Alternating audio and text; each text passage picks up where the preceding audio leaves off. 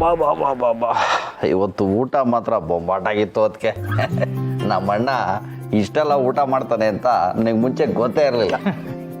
ಹೌದು, ಇವ್ರನ್ನ ಮದುವೆ ಆದಾಗಿಂದ ನನ್ನ ತೂಕ 4 kg ಜಾಸ್ತಿ ಆಗಿದೆ. ಇರ್ಲಿ ಬಿಡೋಣ, ಮಾಧವ ಆದ್ರೆ ತೂಕದ ವ್ಯಕ್ತಿ ಅಂತ ಹೇಳೋದಕ್ಕೆ ಇದೊಂದು ಕಾರಣ ಸೇರ್ಕೊಳ್ಳಿ.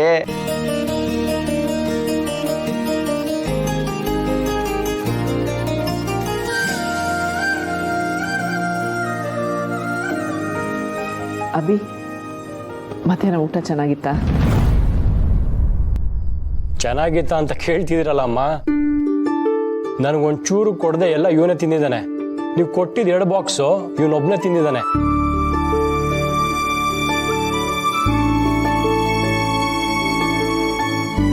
ಹೌದಾ? ಮತ್ ನೀವೇನ್ ತಿಂದ್ರಿ? ಇನ್ನೇನ್ ಮಾಡ್ಲಿ, ಅಮ್ಮ ಸಮರ್ಥಿಗೆ ಅಂತ ಬಾಕ್ಸ್ ಕೊಟ್ಟಿದ್ರಲ್ಲ, ನಾವಿಬ್ರು ಶೇರ್ ಮಾಡ್ಕೊಂಡ್ವಿ. ನೋಡಿ, ನೀವು ನನಗೆ ಊಟ ಕಳಿಸೋ ಅವಶ್ಯಕತೆ ಇಲ್ಲ. ನೀವು ಕಳಿಸಿದ ಊಟ ಅಂತ ನನಗೆ ಗೊತ್ತಿದ್ರೆ ನಾನು ತಿಂತಾನೆ ಇರಲಿಲ್ಲ. ನಿಮ್ಮ ಈ ನಾಟಕದ ಪ್ರೀತಿ, ನಾಟಕದ ಕಾಳಜಿ ನನಗೆ ಬೇಕಾಗಿಲ್ಲ.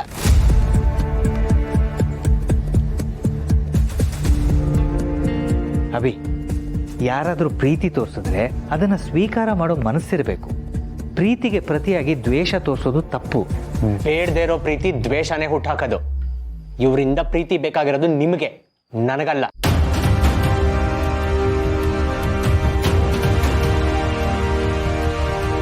ಅಭಿ, ಮಾತಿನ ಮೇಲೆ ಹಿಡ್ತಾ ಇರಲಿ.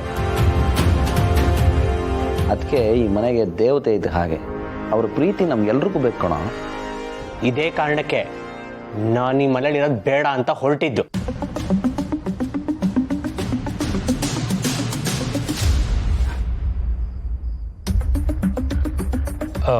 ಅಭಿ, ನಾಳೆ ಮೀಟಿಂಗಿಗೆ PPT ರೆಡಿ ಆಯ್ತಾ?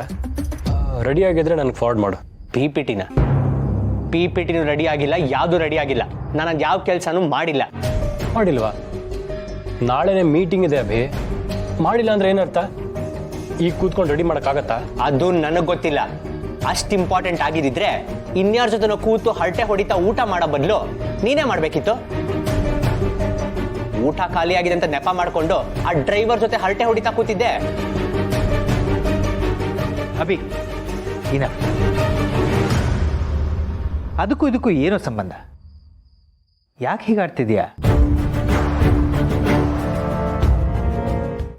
ಅಲ್ಲ, ನಿನಗೆ ವಹಿಸಿರೋ ಕೆಲಸನ ನೀನೇ ಮಾಡ್ಬೇಕು ತಾನೆ? ಓಹೋ, ಕೆಲ್ಸಗಳನ್ನ ವಹಿಸಿದಿರಾ? ಅಂತೂ ಕೆಲ್ಸಗಳನ್ನ ವಹಿಸಿ ನನ್ನ ಈ ಮನೆ ಕೆಲ್ಸದವನಾಗ ಮಾಡಿದಿರ.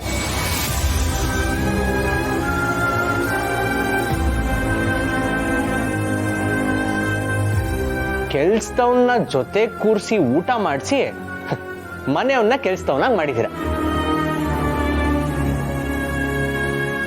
ನಡಿಲಿ, ಇದೆಲ್ಲ ಎಷ್ಟು ದಿನ ನಡೆಯುತ್ತೋ ನಡಿಲಿ.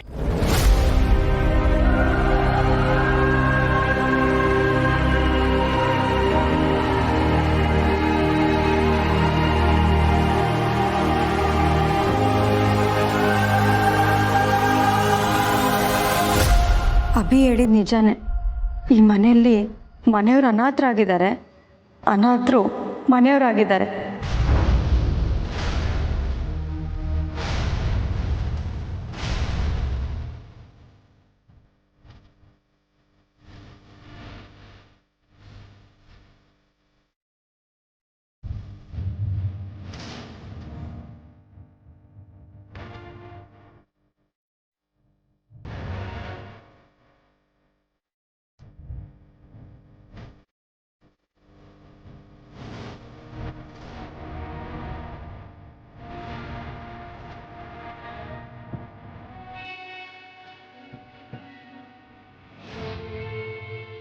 ಇಲ್ಲ ಪೂರ್ಣಿ, ನೀನು ಅನಾಥೆ ಅಲ್ಲ.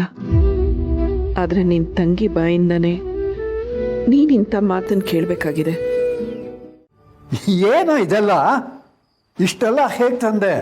ತಾತ, ಇಷ್ಟು ಮಾತ್ರ ಅಲ್ಲ, EMI ಕಟ್ಟಿದ್ದು ಆಯ್ತು, ಹಾಲವನ್ಗೂ ಪೇಪರ್ವನ್ಗೂ ದುಡ್ಡು ಕೊಟ್ಟಿದ್ದು ಆಯ್ತು. ಏನ್ ಹೇಳ್ತಿದ್ಯಾ ಸಮರ್? ಮಧ್ಯಾಹ್ನ ತಾನೇ ದುಡ್ಡಿಲ್ಲ ಅಂತ ಹೇಳ್ತಿದ್ದೆ. ಈಗ ಇದ್ದಕ್ಕಿದ್ದಾಗೆ ಇಷ್ಟೆಲ್ಲ ದುಡ್ಡು ಹೇಗ್ ಬಂತು? ದಂಡ್ಪಿಂಡ, ಮತ್ತೆ ಸಾಲ ಮಾಡೋದಿಯಾ? ಸಾಲ ಅಲ್ಲ ತಾತ, ಸಂಬಳ. ನನಗೆ ಸಂಬಳ ಬಂತು. ಸಂಬಳನಾ?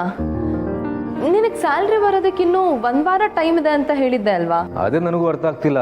ಈ ಬರಗಾಲದಲ್ಲಿ ಮಳೆ ಬಂದ ಹಾಗೆ ಮಳೆ ಅಲ್ಲ, ಪ್ರವಾಹ ಬಂದಾಗ ನನಗೆ ಸ್ಯಾಲ್ರಿ ಬಂತು. ಪ್ರವಾಹನ ಏನಣ್ಣ ಹಾಗಂದ್ರೆ? ಅಂದ್ರೆ 1 ವಾರಕ್ಕೆ ಮುಂಚೆ ಸ್ಯಾಲ್ರಿ ಬರೋದು ಅಲ್ಲದೆ ನನಗೆ ಈ ತಿಂಗಳಿನ ಸ್ಯಾಲ್ರಿ ಜಾಸ್ತಿ ಆಗಿದೆ. ಹೌದಾ?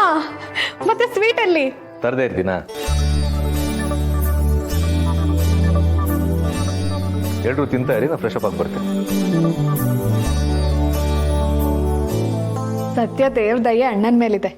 ಹಳೆ ಸಾಲನೂ ತೀರ್ತು, ಸಂಬಳನೂ ಜಾಸ್ತಿ ಆಯ್ತು. ಇದೆಲ್ಲ ದೇವತೆ ದಯೆ. ಏನ್ ಹೇಳ್ತಿದ್ದೀರಾ ತಾತ?